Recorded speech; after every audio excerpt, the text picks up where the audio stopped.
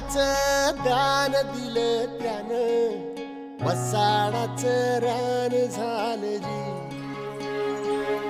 अर मातीच्या पोटात अस्मानाचं बळ, माऊलीची लाज राख जी.